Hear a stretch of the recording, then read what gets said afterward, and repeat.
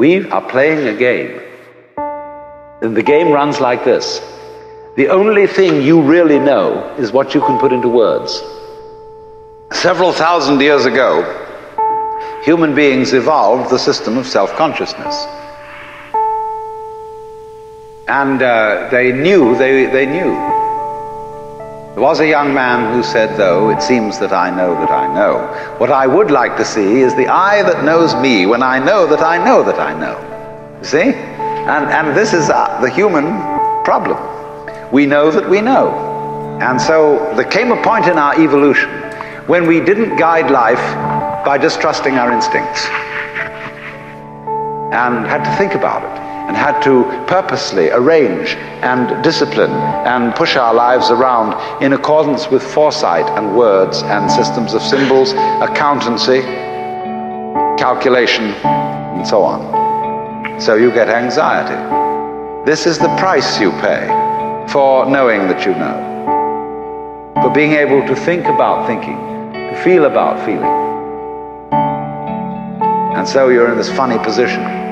Now then, do you see that this is simultaneously an advantage and a terrible disadvantage? What has happened here is that by having a certain kind of consciousness, a certain kind of reflexive consciousness, being aware of being aware, being able to represent what goes on fundamentally in terms of a system of symbols, such as words, such as numbers. You put, as it were, two lives together at once, one representing the other. The symbols representing the reality, the money representing the wealth. And if you don't realize that the symbol is really secondary, it doesn't have the same value.